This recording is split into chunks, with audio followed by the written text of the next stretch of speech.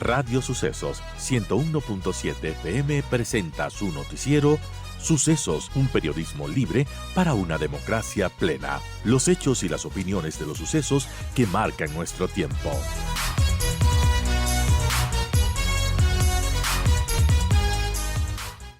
Pedro Romero Alemán, él es docente de Economía de la Universidad San Francisco, porque con estos 15 días de paro, bueno, ya se habla también de las afectaciones de la economía ecuatoriana. Y es que la realidad, el Ecuador ha vivido atrapado en un poco de ciclos, ¿no? De que se van repitiendo crisis, paros violentos cada 2, 3 años. Si es que no es un paro, viene pandemias, vienen cortes de luz.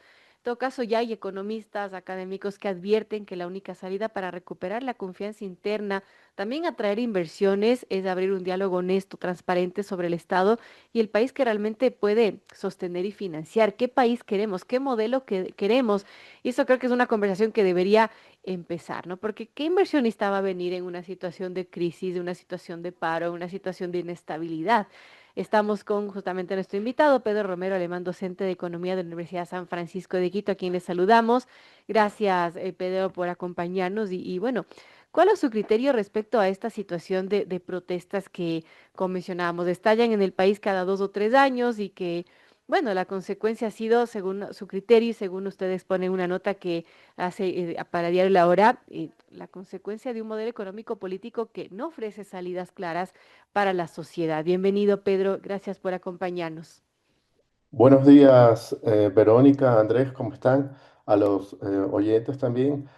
Sí, efectivamente, en cuanto a los costos económicos que se producen, son severos en realidad. Hay unos estudios que se hicieron luego del paro del 2019 y se estimó que más o menos el 2% del PIB se pierde debido a paros como ese, que en esa ocasión no solo fue en Ecuador, sino en otros países. Y hay un estudio reciente del Banco Central del Ecuador que también estima que efectivamente está alrededor entre el 1,8 y 2,2% del PIB. Para que la gente tenga idea, esto implica más o menos 2.500 millones. Es una locura. Entonces, de pérdidas de crecimiento del PIB. En cuanto a empleos, estamos hablando entre 150.000 empleos, 200.000 empleos que al menos mientras dure el paro se ven afectados. Las cámaras también han estimado que más o menos entre 6 y 8 millones se pueden estar perdiendo por día.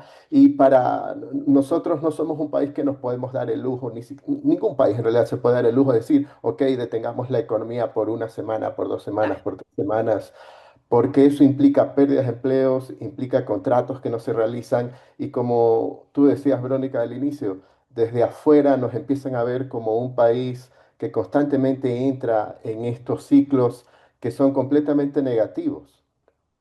Claro, completamente inestables. Ahora hablemos del modelo estatal que tenemos actualmente y que usted apunta a que, bueno, un Estado sobredimensionado genera un sistema cerrado que bloquea el progreso y que, bueno, en el país parece todo estar cerrado para progresar porque, claro, se necesita dinero o contactos y eso solo lo tiene la minoría. Y cuando la mayoría de las personas no encuentra salidas legales ni formales para mejorar su vida, claro, hay oportunistas que aprovechan ese malestar y terminan organizando el caos como ha pasado ya 2019, 2022 lo estamos viviendo ahora mismo.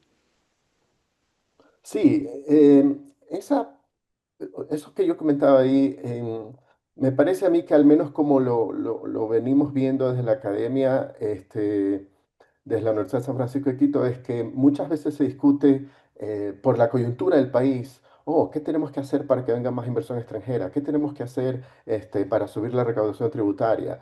¿Qué debemos hacer para que se estabilice y las tasas de interés, se reduzcan las tasas de interés, el riesgo país, para aumentar la oferta de empleos formales en la economía, para que la economía no sea tan informal, para reducir la criminalidad, etcétera? Y nos enfrascamos en estas discusiones coyunturales y que se fijan de alguna manera como en las consecuencias de lo que yo decía que todo esto, inclusive las huelgas, son consecuencia de un proceso más estructural que tiene que ver con el rol del Estado, que efectivamente si nosotros empezamos a ver, es como una familia, si la familia de repente tiene ingresos relativamente medianos, pero empieza a decir, oh, nos vamos varias veces al año de vacaciones, nos compramos varios carros, más de una casa, más de un departamento, y de repente al principio es como que, oh, podemos manejar esas deudas, pero pasan los años y si es que usted no ha subido los ingresos,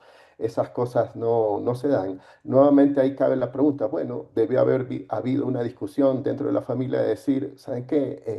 Esto es lo que sí podemos tener, no podemos irnos más de una vez de vacaciones, no podemos tener más de un vehículo, dos vehículos, solo podemos tener una casa, etcétera, o ninguna, no sé. Entonces, más o menos, esa sería como una analogía. Efectivamente, las sociedades también están sujetas a esa escasez relativa y en ese sentido, la discusión que considero que no ha habido en Ecuador es cuál es el rol del Estado. Y precisamente ahora que va a haber una constituyente, o estamos cerca, o es probable, etcétera, efectivamente una discusión importante antes de poner, porque es fácil pedir, ¿no? Sobre todo cuando uno todavía no tiene que pagar o no siente el costo directo de los pagos.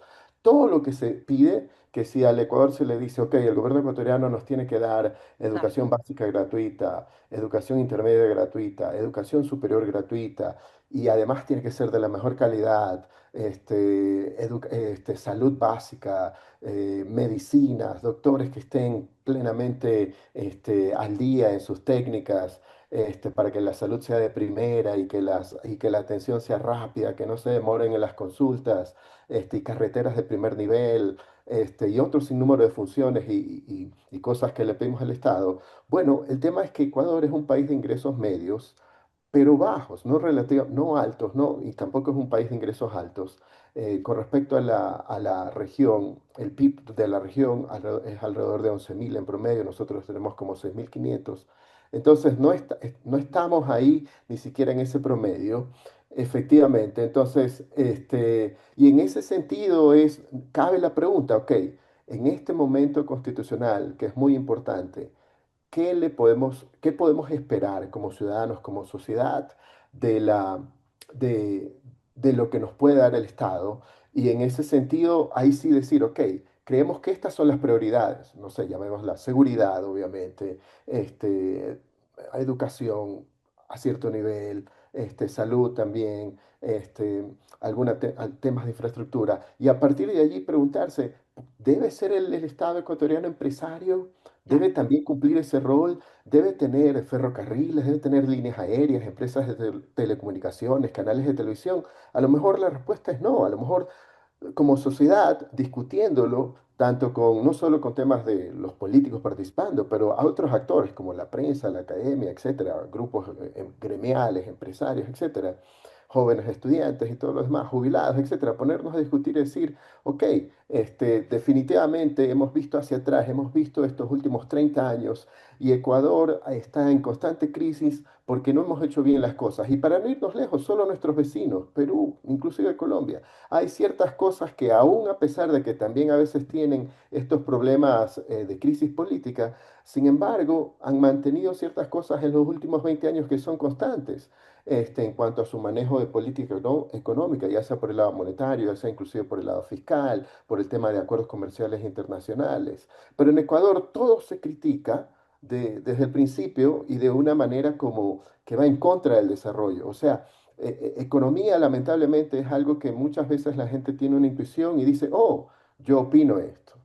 Claro. Pero, así como en la medicina, uno puede opinar y decir, no, yo creo que la gripe se cura con esto, yo creo que a lo mejor si es que tenga el hígado graso me curo con lo de acá y lo de acá, me dijo mi abuelita. El punto es que así como en medicina, nosotros podríamos decir, no, no, un momento, hay gente que está entrenada para curarte si es que tienes un hígado graso, si es que tienes ya una gripe recurrente, tienes que ir al doctor, etcétera, Claro. etcétera. Lo mismo sucede en la economía. Lo que sucede es que la economía lamentablemente no tiene el mismo estatus quizás que la medicina y en ese sentido no tenemos esa acogida en el que decimos, ok, ¿qué dicen en economía? También hay un tema ahí, de que a veces se mete más la ideología precisamente que la evidencia, pero la evidencia, cuando uno lee llanamente y tranquilamente las lecciones de la historia del mundo y de los países que se desarrollan, es eso, es definir un Estado que sea subsidiario, sí, pero que no necesariamente está en todas las etapas ni en todos los lugares, ocupando todos los espacios de una sociedad. No, porque al Y final del día lo que siempre nos dicen es el Estado nunca tiene plata, siempre le falta, el déficit es grande y claro, nos piden, por ejemplo, que paguemos más impuestos, se sube el IVA, tal o cual, pero seguimos con el mismo problema, ¿no? Y es un problema estructural, un problema de fondo que quizás vale la pregunta, ¿qué queremos del Estado y qué podemos esperar y realmente pedirle al Estado? Y allí, Pedro, ¿qué se le puede pedir, por ejemplo? Tal y como está el modelo planteado y qué podríamos pensar como modelos que se pueden pensar ya hablando de un cambio de una constitución, por ejemplo. bueno, efectivamente, eh, hay cosas que, digamos, para no sonar muy teórico, pero veamos experiencias exitosas en nuestra región. En los últimos 20, 25 años, el país que mejor ha hecho las cosas en términos de una visión de largo plazo, uno de ellos ha sido Perú, otro de ellos que tiene una historia un poco más larga es Costa Rica en Centroamérica. Ujú. Entonces, uno empieza a ver qué es lo que hicieron y uno se da cuenta de que, ok, ellos pusieron en su misma constitución un tema de un Estado relativamente más pequeño y una visión de un Estado que es más, cumple un rol subsidiario. ¿Qué quiere decir eso? Que si hay lugares donde, por alguna razón, poblaciones muy lejanas, donde no llega la energía eléctrica debido a alguna razón, el Estado dice, ok, yo voy a poner ahí la energía eléctrica o el agua potable. Pero de ahí todo lo demás, el Estado no pretende ser, en primer lugar, un Estado empresarial. Claro, Entonces, deja eso al sector privado, reconoce que la evidencia en economía dice, ok, el desarrollo, la empresa, el desarrollo empresarial, el desarrollo económico, el núcleo tiene que ser la empresa. Obviamente con facilidades de entrada a través de una regulación que no impida que entren más empresas, ya sean locales e internacionales. Y ese es un primer, digamos, un primer consenso, algo que uno encuentra y dice, ok, en el debate constitucional se tiene que ser bien crítico acerca de estas visiones de que dicen, ok, no, es que el Estado puede y debe, y si es que es un tema fiscal, simplemente es un tema de subir impuestos. Ecuador ha tenido en los últimos 25 años básicamente una reforma tributaria por año. Entonces, eso es simplemente otro síntoma de inestabilidad en el país. Entonces, claro, ellos nos ven en Ecuador, un país, un mercado relativamente pequeño comparado con nuestros vecinos cercanos. Dicen en los otros países tienen una constitución que ya tiene 30 años o más, por un lado, y por el otro lado tienen reglas tributarias que no han cambiado en los últimos 15 años o 20 años. Y entonces dicen, oh, y acá hay estabilidad no solo en temas tributarios, sino también de cómo tratan en la justicia. Entonces hay un Estado de Derecho, probablemente no perfecto, pero mucho mejor que nosotros. Y entonces no se complican los inversionistas. Dicen, oh, ok, yo prefiero poner dinero acá. ¿No? Empresa, no sé, Amazon dice, no, acá creo que estaría mejor por temas de cómo se han venido dando las cosas históricamente. En Ecuador no hemos asimilado esa lección. De que precisamente en este tema de pedirle y exigirle y esperar más del Estado, pensamos que es gratis. Y decimos, no, es que a lo mejor yo no pago impuestos o no me cobran ese impuesto. O le subimos un impuesto a un grupo específico, un grupo empresarial específico o a los que decimos ricos, etcétera, etcétera. Y de repente lo que sucede es que no vamos a tener ese tipo de inversión y mayores fuentes de empleo. Y eso nos termina perjudicando a todos. Y como yo decía, claro, va a haber algunos que dicen, no, ya tengo un colchón financiero donde empezar, entonces voy, empiezo, por último, me pongo mi negocio y está bien, me excluyo o no soy afectado por ese tipo de ambiente macroeconómico, pero el resto de la población, el promedio, sí, y eso es grave. eso es grave. 8:34 conversamos con Pedro Romero Alemán, docente de Economía de la Universidad San Francisco de Quito. Andrés. ¿Qué tal, Pedro? Qué gusto tenerle como invitado en el programa. Quiero salirme un poco del debate de las ideas y irnos a los números fríos, duros, acerca del déficit. ¿En qué se gasta la plata el Estado ecuatoriano?